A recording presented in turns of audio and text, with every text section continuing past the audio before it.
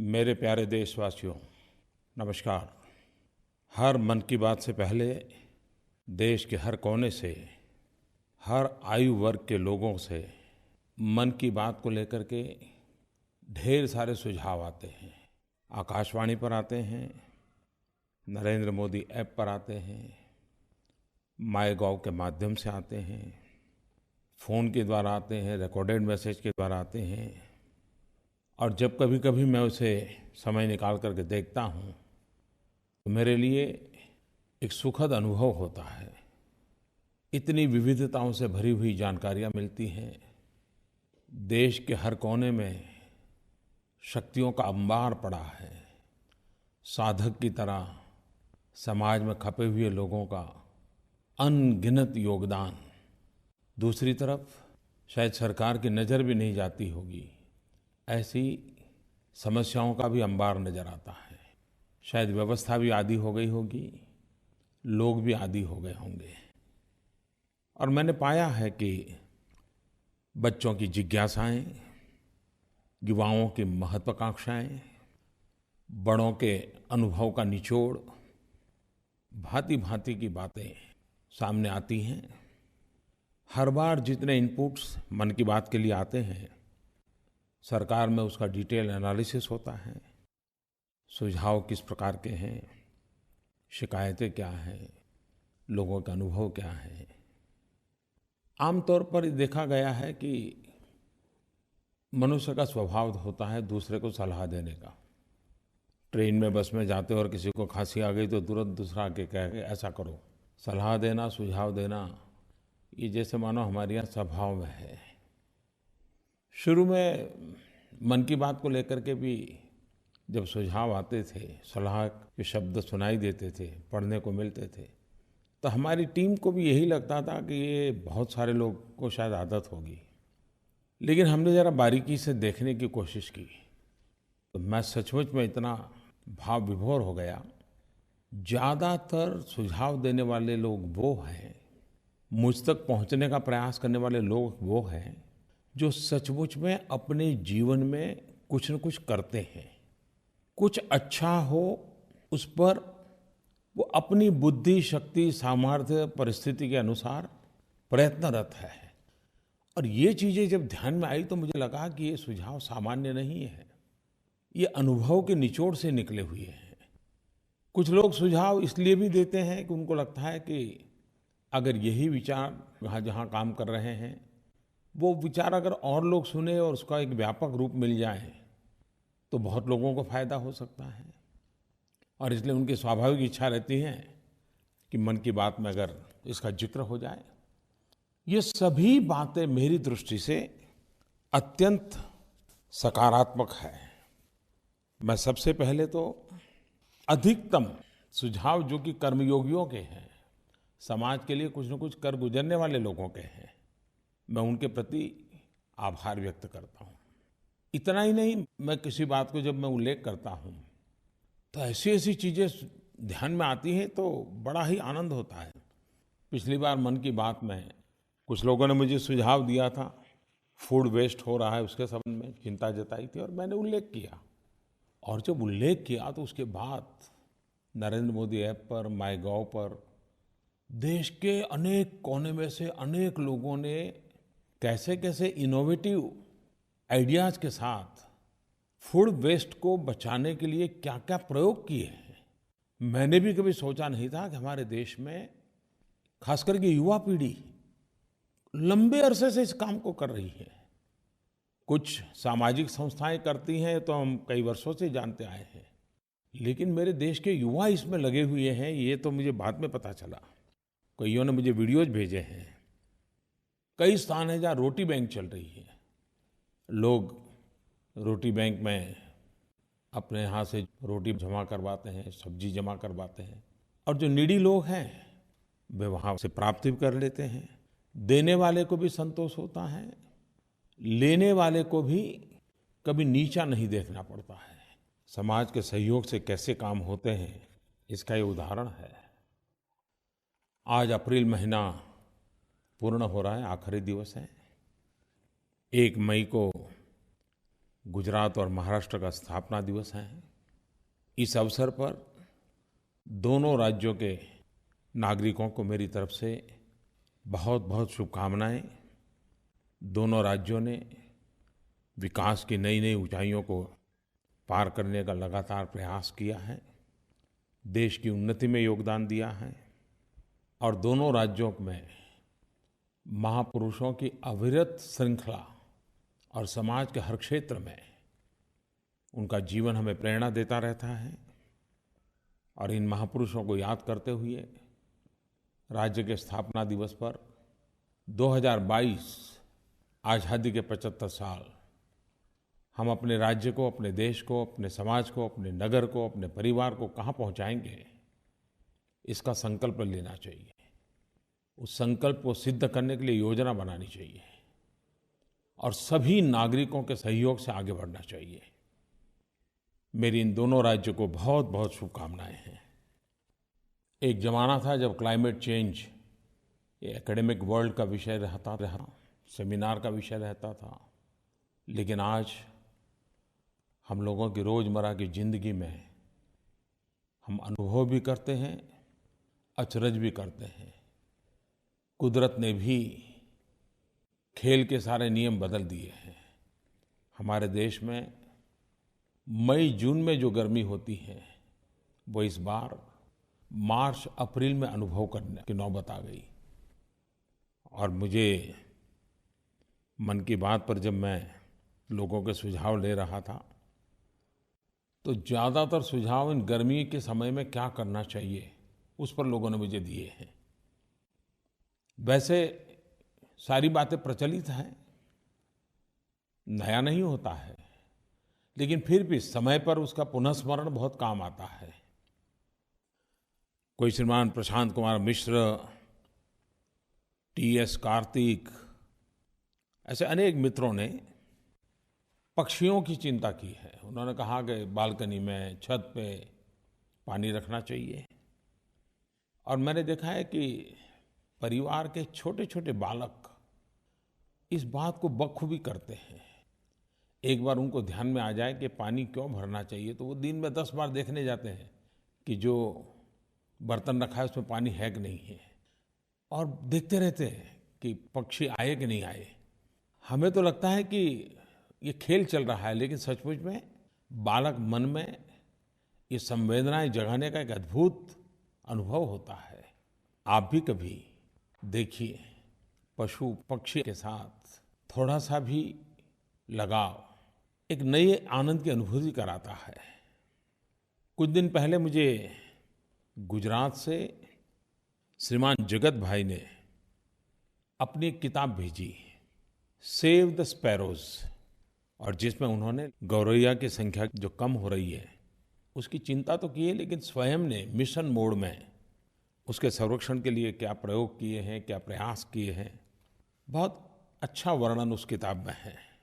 वैसे हमारे देश में तो पशु पक्षी, प्रकृति, उसके साथ सहजीवन की बात उस रंग से हम रंगे हुए हैं, लेकिन फिर भी ये आवश्यक है कि सामूहिक रूप से ऐसे प्रयासों को बल देना चाहिए।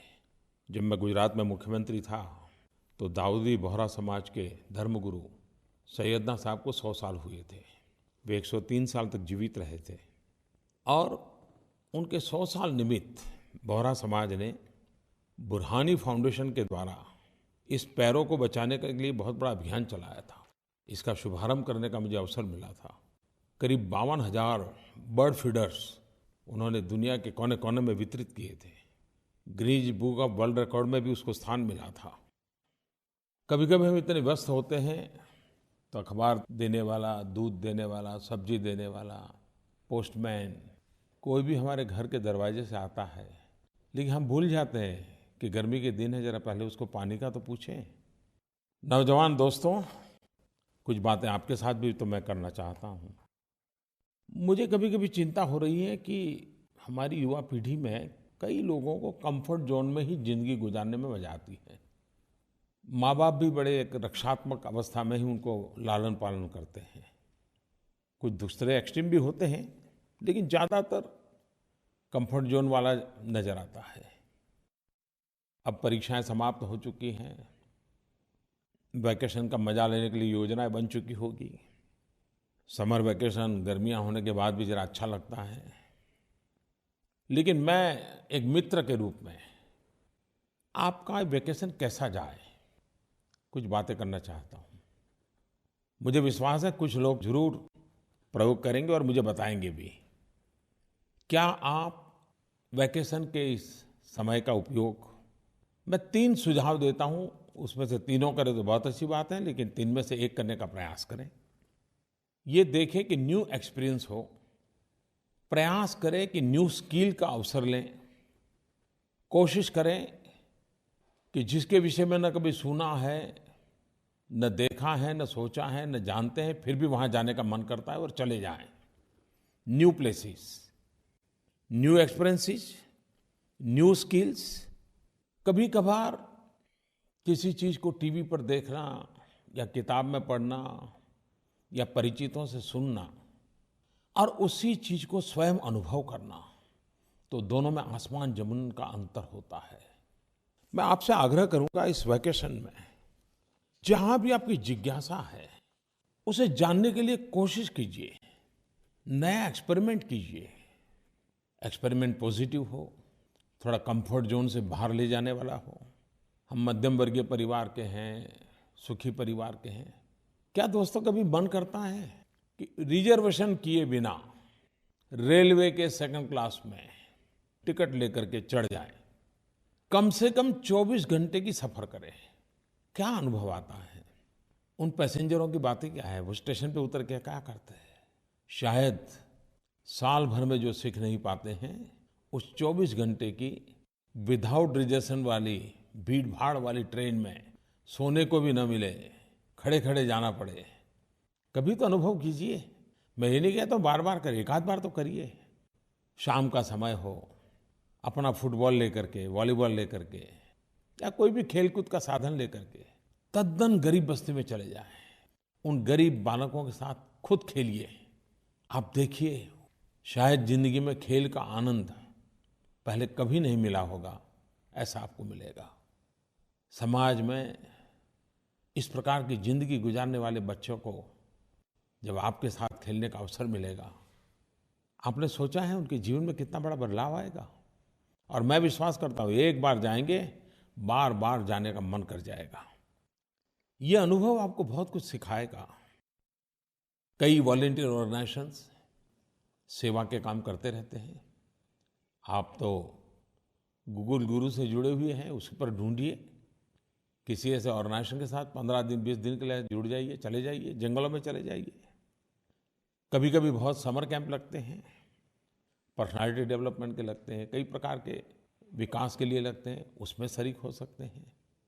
लेकिन साथ-साथ कभी आपको लगता है कि आपने ऐसे समर कैंप किए हो, पर्सनालिटी डेवलपमेंट का कोर्स किया हो, आप बिना पैसे लिए समाज के उन लोगों के पास पहुंचे जिनको ऐसा अवसर नहीं है, और जो आपने सिखाया उनको सिखाएं। कैसे किया जा सकता है, आप उनको सिखा सकते हैं। मुझे इस बात की भी चिंता सता रही है कि टेक्नोलॉजी दूरियां कम करने के लिए आई, टेक्नोलॉजी सीमाएं समाप्त करने के लिए आई, लेकिन उसका दुष्परिणाम ये हुआ है कि एक ही घर में 6 लोग एक ही कमरे में बैठे हो, लेकिन दूरियां इतनी हो कि कल्पना ही नहीं कर सकते। क्यों? हर कोई टेक्नोलॉजी से कहीं और बिजी हो गया है। सामूहिकता भी एक संस्कार है, सामूहिकता एक शक्ति है। दूसरा मैंने कहा कि स्किल, क्या आपका मन नहीं करता है कि आप कुछ नया सीखें? आज स्पर्धा का युग है, एग्जामिनेशन में इतने डूबे हुए रहते हैं, उत्तम से उत्तम अंक पाने के लिए खप जाते हैं, खो जाते हैं। वैकेशन में भी कोई न कोई कोचिंग क्लास लगा रहता है, अगली एग्जाम की चिंता रहती है। कभी-कभी डर लगता है कि रोबोट तो नहीं हो रही हमारी युवा पीढ़ी, मशीन की तरह जिंदगी नहीं गुजार रही। दोस्तों, जीवन में बहुत कुछ बनने के सपने अच्छी बात है, कुछ कर गुजरने के इरादे अच्छी बात है, और करना भी चाहिए। लेकिन ये भी देखिए कि अपने भीतर जो ह्यूमन एलिमेंट है, वो तो कहीं कुंठित नहीं हो रहा है। हम मानवीय गुणों से कहीं दूर तो नहीं चले जा रहे हैं। स्किल डेवलपमेंट में इस पहलू पर थोड़ा बल दिया जा सकता है क्या? टेक्नोलॉजी से दूर खुद के साथ समय गुजारने का प्रयास। संगीत का कोई वाद्य सीख रहे हैं, कोई नई भाषा के 5-50 वाक्य सीख रहे हैं, तमिल हो, तेलुगु हो, असमिया हो, बांग्ला हो, मलयालम हो, गुजराती हो, मराठी हो, पंजाबी हो। कितनी विविधताओं से भरा हुआ देश है। और नज़र करें तो हमारे अगल-बगल में कोई न कोई सिखाने वाला मिल सकता है। स्विमिंग नहीं आता तो स्विमिंग सीखें, ड्राइंग करें। भले उत्तम ड्राइंग नहीं आएगा, लेकिन कुछ तो कागज़ पे हाथ लेकर लगाने की कोशिश करें। आपका भीतर की जो संवेदना है वो प्रकट होने लग जाएगी। कभी-कभी छोटे-छोटे काम जिसको हम कहते हैं, हमें क्यों न मन करेगा हम सीखें। आपको कार ड्राइविंग सीखने का मन करता है क्या? कभी ऑटो रिक्शा सीखने का मन करता है क्या? आप साइकिल तो चला लेते हैं, लेकिन 3 व्हीलर वाली साइकिल जो लोगों को लेकर के जाते हैं, कभी चलाने की कोशिश की है? आप देखिए ये सारे नए प्रयोग, ये स्किल ऐसी हैं, आपको आनंद भी देगी और जीवन को एक दायरे में जो बांध दिया है ना, उससे आपको बाहर निकाल देगी। आउट ऑफ बॉक्स कुछ करिए दोस्तों। जिंदगी बनाने का यही तो अवसर होता है। और आप सोचते होंगे कि सारी एग्जाम समाप्त हो जाए, कैरियर के नए पड़ाव पर जाऊंगा तब सीखूंगा, तो वो तो मौका नहीं आएगा। फिर आप दूसरी झंझट में पड़ जाएंगे। और इसलिए मैं आपसे कहूँगा, अगर आपको जादू सीखने की शौक हो तो ताश के पत्तों के जादू सीखिए। अपने यार दोस्तों को जादू दिखाते रहिए। कुछ न कुछ ऐसी चीज़ें जो आप नहीं जानते हैं, उसको जानने का प्रयास कीजिए। उससे आपको जरूर लाभ होगा। आपके भीतर की मानवीय शक्तियों को चेतना मिलेगी, विकास के लिए बहुत अच्छा अवसर बनेगा। मैं अपने अनुभव से कहता हूँ, दुनिया को देखने से जितना सीखने समझने को मिलता है, जिसकी हम कल्पना नहीं कर सकते। नए नए स्थान, नए नए शहर, नए नए नगर, नए नए गांव, नए नए इलाके। लेकिन जाने से पहले कहाँ जा रहे हैं उसका अभ्यास, और जाकर के एक जिज्ञासु की तरह उसे देखना, समझना, लोगों से चर्चा करना, उनसे पूछना, ये अगर प्रयास किया तो उस देखने का आनंद कुछ और होगा। आप जरूर कोशिश कीजिए और तय कीजिए, ट्रैवलिंग ज़्यादा न करें। एक स्थान पर जाकर के 3 दिन 4 दिन लगाइए, फिर दूसरे स्थान पर जाइए, वहाँ 3-4 दिन लगाइए। इससे आपको बहुत कुछ सीखने को मिलेगा। मैं चाहूँगा, और ये भी सही है कि आप जब जा रहे हैं तो मुझे तस्वीर भी शेयर कीजिए, क्या नया देखा, कहाँ गए थे। आप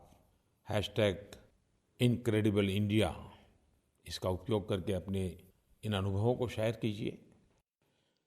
दोस्तों, इस बार भारत सरकार ने भी आपके लिए एक बड़ा अच्छा अवसर दिया है।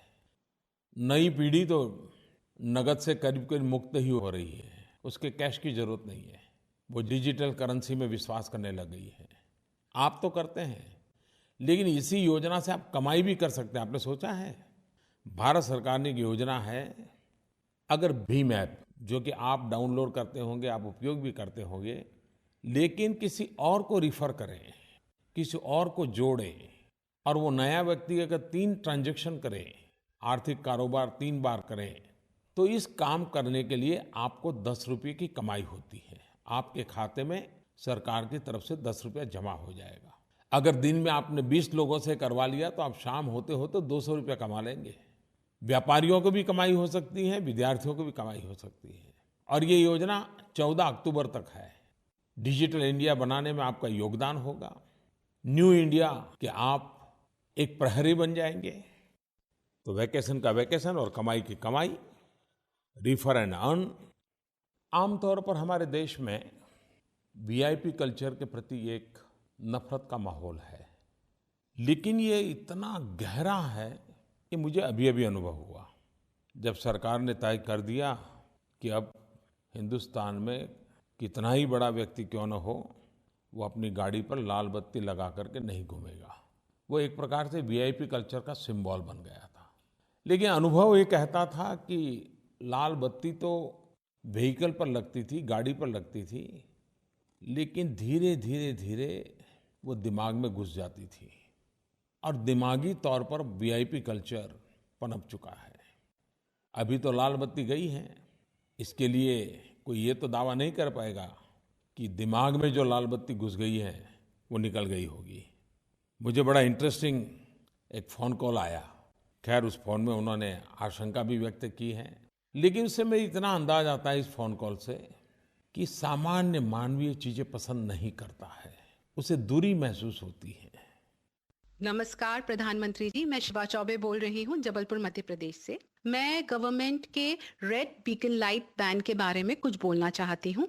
मैंने एक लाइन पढ़ी न्यूज़पेपर में जिसमें लिखा था, every Indian is a VIP on a road. ये सुन के मुझे बहुत गर्व महसूस हुआ और खुशी भी हुई कि आज मेरा टाइम भी उतना ही जरूरी है। मुझे ट्रैफिक जैम में नहीं फंसना है और मुझे किसी के लिए रुकना भी नहीं है। तो मैं आपको दिल से बहुत धन्यवाद देना चाहती हूँ इस डिसीजन के लिए। और ये जो आपने स्वच्छ भारत अभियान चलाया है, इसमें हमारा देश ही नहीं साफ हो रहा है, हमारी रोडों से वीआईपी की दादागिरी भी साफ हो रही है। तो उसी लिए धन्यवाद।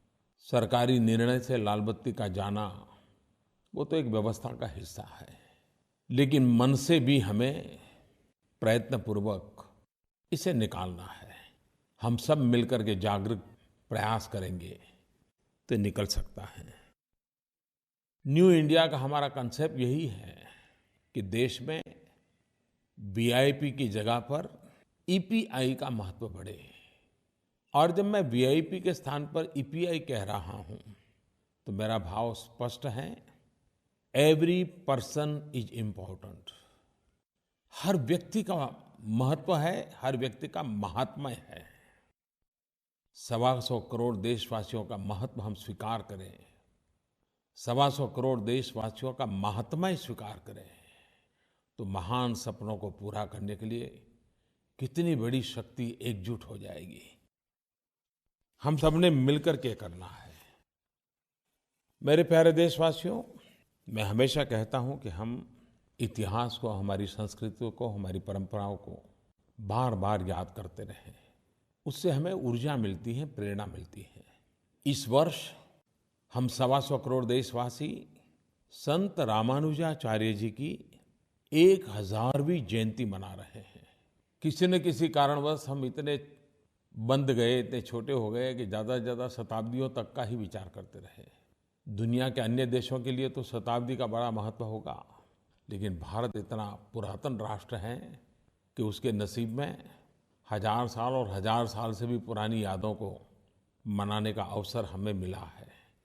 1000 साल पहले का समाज कैसा होगा, सोच कैसी होगी, थोड़ी कल्पना तो कीजिए। आज भी सामाजिक रूढ़ियों को तोड़ करके निकलना हो तो कितनी दिक्कत होती है। 1000 साल पहले कैसा होता होगा। बहुत कम लोगों को मालूम होगा कि रामानुजाचार्य जी ने समाज में जो बुराइयां थी, ऊंच नीच का भाव था, छूत अछूत का भाव था, जातिवाद का भाव था, इसके खिलाफ बहुत बड़ी लड़ाई लड़ी थी। स्वयं ने अपने आचरण द्वारा समाज जिनको अछूत मानता था उनको गले लगाया था। 1000 साल पहले उनके मंदिर प्रवेश के लिए उन्होंने आंदोलन किए थे और सफलतापूर्वक मंदिर प्रवेश करवाए थे। हम कितने भाग्यवान हैं कि हर युग में हमारे समाज की बुराइयों को खत्म करने के लिए हमारे समाज में से ही महापुरुष पैदा हुए हैं। संत रामानुजाचार्य जी के 1000वीं जयंती मना रहे हैं, तब सामाजिक एकता के लिए, संगठन में शक्ति है इस भाव को जगाने के लिए उनसे हम प्रेरणा लें। भारत सरकार भी कल 1 मई को संत रामानुजाचार्य जी की स्मृति में एक स्टैम्प रिलीज करने जा रही है। मैं संत रामानुजाचार्य जी को आदरपूर्वक नमन करता हूँ, श्रद्धा सुमन अर्पित करता हूँ। मेरे प्यारे देशवासियों, कल 1 मई का एक और भी महत्व है। दुनिया के कई भागों में उसे श्रमिक दिवस के रूप में भी मनाया जाता है। और जब श्रमिक दिवस की बात आती है, लेबर की चर्चा होती है, लेबरर्स की चर्चा होती है, तो मुझे बाबा साहब आम्बेडकर की याद आना बहुत स्वाभाविक है। और बहुत कम लोगों को मालूम होगा कि आज श्रमिकों को जो सहूलियतें मिली हैं, जो आदर मिला है, उसके लिए हम बाबा साहब के आभारी हैं। श्रमिकों के कल्याण के लिए बाबा साहब का योगदान अविस्मरणीय है। आज जब मैं बाबा साहब की बात करता हूँ, संत रामानुजाचार्य जी की बात करता हूँ, तो 12वीं सदी के कर्नाटक के महान संत और सामाजिक सुधारक जगतगुरु बसवेश्वर जी की भी याद आती है। कल ही मुझे एक समारोह में जाने का अवसर मिला। उनके वचनामृत के संग्रह को लोकार्पण का वो अवसर था। 12वीं शताब्दी में कन्नड़ भाषा में उन्होंने श्रम, श्रमिक, उस पर गहन विचार रखे हैं। कन्नड़ भाषा में उन्होंने कहा था, काय कवे कैलास। उसका अर्थ होता है, आप अपने परिश्रम से ही भगवान शिव के घर कैलाश की प्राप्ति कर सकते हैं। यानी कि कर्म करने से ही स्वर्ग की प्राप्ति होती है। दूसरे शब्दों में कहें तो श्रम ही शिव है। मैं बार बार श्रमेव जयते की बात करता हूँ, डिग्निटी ऑफ लेबर की बात करता हूँ। मुझे बराबर याद है, भारतीय मजदूर संघ के जनक और चिंतक, जिन्होंने श्रमिकों के लिए बहुत चिंतन किया, ऐसे श्रीमान दत्तोपंत जी ठेंगड़ी कहा करते थे, एक तरफ माओवाद से प्रेरित के विचार थी कि दुनिया के मजदूर एक हो जाओ, और दत्तोपंत ठेंगड़ी कहते थे, मजदूरों आओ दुनिया को एक करें। एक तरफ कहा जाता था, workers of the world unite. भारतीय चिंतन से निकली हुई विचारधारा को लेकर के दत्तोपंत ठेंगड़ी कहा करते थे, वर्कर्स यूनाइट द वर्ल्ड। आज जब श्रमिकों की बात करता हूं तो दत्तोपंत ठेंगड़ी जी को याद करना बहुत स्वाभाविक है।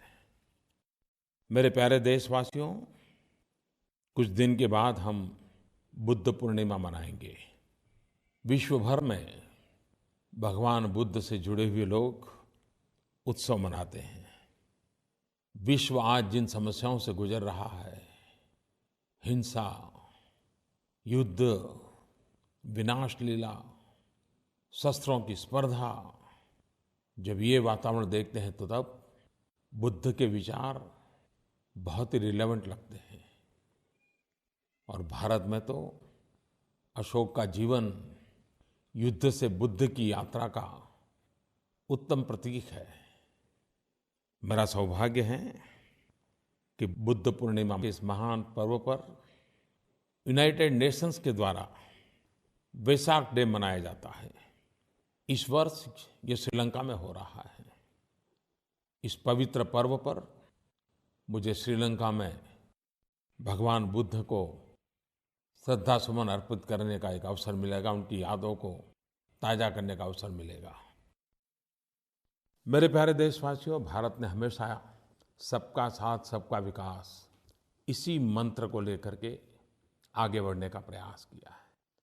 और जब हम सबका साथ सबका विकास कहते हैं तो वो सिर्फ भारत के अंदर ही नहीं, वैश्विक परिवेश में भी है, और ख़ास करके हमारे अड़ोस पड़ोस देशों के लिए भी है। हमारे अड़ोस पड़ोस के देशों का साथ भी हो, हमारे अड़ोस पड़ोस के देशों का विकास भी हो। अनेक प्रकल्प चलते हैं। 5 मई को भारत दक्षिण एशिया सैटेलाइट लॉन्च करेगा। इस सैटेलाइट की क्षमता तथा इससे जुड़ी सुविधाएं दक्षिण एशिया के आर्थिक तथा डेवलपमेंटल प्राथमिकताओं को पूरा करने में काफ़ी मदद करेगी। चाहे नेचुरल रिसोर्सेज मैपिंग की बात हो, टेलीमेडिसिन की बात हो, एजुकेशन का क्षेत्र हो, या अधिक गहरी आईटी कनेक्टिविटी हो, पीपल टू पीपल संपर्क का प्रयास हो, साउथ एशिया का ये उपग्रह हमारे पूरे क्षेत्र को आगे बढ़ने में पूरा सहायक होगा। पूरे दक्षिण एशिया के साथ सहयोग बढ़ाने के लिए भारत का एक महत्वपूर्ण कदम है, अनमोल नजराना है। दक्षिण एशिया के प्रति हमारी प्रतिबद्धता का यह एक उपयुक्त उदाहरण है। दक्षिण एशियाई देशों जो कि साउथ एशिया सैटेलाइट से जुड़े हैं, मैं उन सब का इस महत्वपूर्ण प्रयास के लिए स्वागत करता हूँ, शुभकामनाएं देता हूँ। मेरे प्यारे देशवासियों, गर्मी बहुत है, अपनों को भी संभालिए, अपने को भी संभालिए। बहुत बहुत शुभकामनाएं। धन्यवाद।